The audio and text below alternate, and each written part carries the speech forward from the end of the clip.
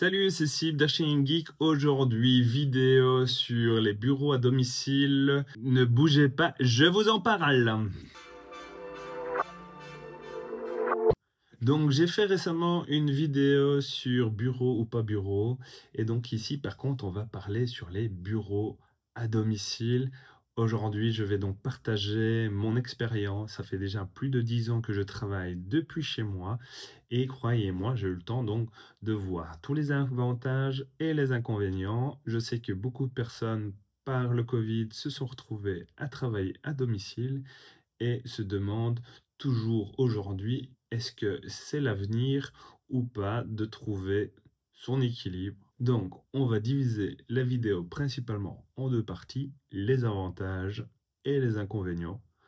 Donc, premier point, c'est le temps gagné. Donc, dans mon ancien bureau, je perdais facilement 1 heure par jour dans les trajets.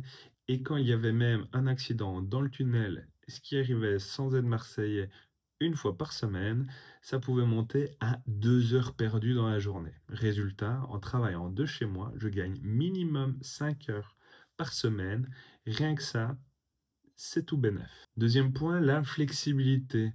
Si j'ai une réunion par exemple à 18 heures, bien pas de problème, je ferme l'ordi et je suis déjà à la maison dès que la réunion est terminée. Donc pas de stress de devoir encore rentrer et de se dire je rentre à pas d'heure. Un des points super importants pour moi et pas des moindres, c'est la vie de famille. Pouvoir organiser ma journée en fonction des enfants, éviter la garderie quand c'est nécessaire et être présent à la maison. Ça, c'est vraiment précieux. Et plus ils grandissent, plus ça devient facile à gérer, où j'arrive vraiment à être productif.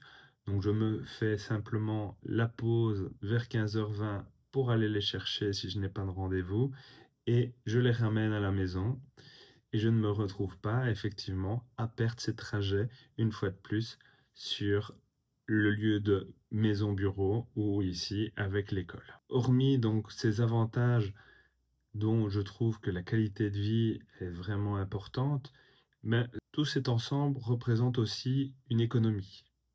Il y a un aspect donc souvent oublié, mais donc j'ai plus le loyer de bureau, il y a moins de trajets, donc moins de frais liés au déplacement. J'ai aussi abordé les bureaux en coworking, par exemple, et ici, eh bien, je me retrouve sans les désagréments que ça peut engendrer. C'est d'avoir mon propre espace, j'ai mon confort, malgré tout aussi mon café, mon matériel. Ça, par contre, c'est des investissements mais ça a un certain confort et de pouvoir mettre la musique sans écouteurs, par exemple, parce que je travaille encore bien de temps en temps en déplacement, eh bien, ce n'est quand même pas pareil de devoir s'isoler que de pouvoir être tranquillement dans son espace. Mais le revers de la médaille, des inconvénients que j'ai pu cibler, donc tout n'est pas rose. Le plus gros problème, c'est de savoir couper. Quand ton bureau est à la maison, tu peux vite te retrouver en fait à ne jamais arrêter.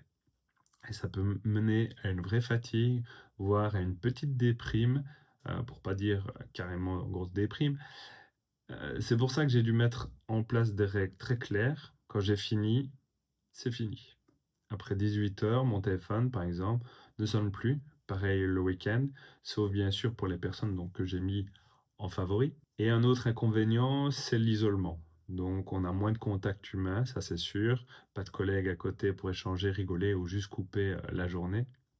Et donc c'est vrai que j'apprécie d'avoir une collaboratrice qui vient au bureau une fois semaine et qui vient casser un peu cette routine. On a la chance par notre métier en tant qu'architecte qu'on a un métier justement qui est très peu monotone malgré tout. On se retrouve à aller en prospection, faire des visites de chantier, les réunions de présentation, certains passages à la commune. Je réalise aussi des expertises privées et judiciaires, aller au tribunal. Et donc ça vient casser de toute façon la routine d'une journée au bureau. Et donc c'est très rare de se retrouver une semaine à être 100% devant son ordinateur en train de déprimer. Alors, après, un petit point qui est aussi important à mettre en place, qui pourrait être un inconvénient, c'est les risques de distraction. parce qu'on est chez soi, donc ça, moi, je ne le vis pas, mais je sais que de mon entourage, certains le font, c'est se dire, ben, je vais faire tourner la machine à laver, je vais nettoyer ceci.